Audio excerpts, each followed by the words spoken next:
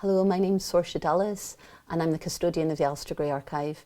When Alasdair died in late 2019, I was responsible for packing up his flat and thinking about the next steps and setting up the archive. And going through that process, there was a couple of things that were really revealed to me that I hadn't really been so aware of before about Alasdair's work.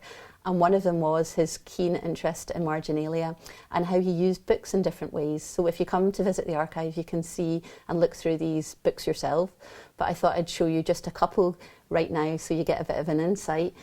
This is a couple of early books when Alasdair was a schoolboy, where he would redesign the front cover of his books, a way of keeping his private library together, so if anyone borrowed them he knew who had and he could get them back. Interesting how he then throughout his adult life would use books in different ways. He was really well read and he could almost verbatim recite sections and whole passages from books that he'd read 20, 30 years before.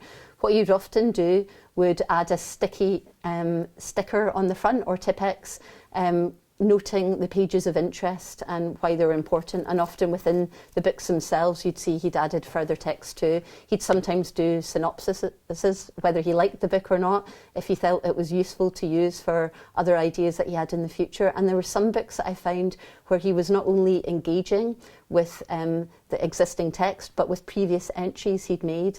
So as a younger person, he'd written his thoughts about that book and then gone back to it 20 years later and recorded his changed or evolved thoughts, which is really fascinating.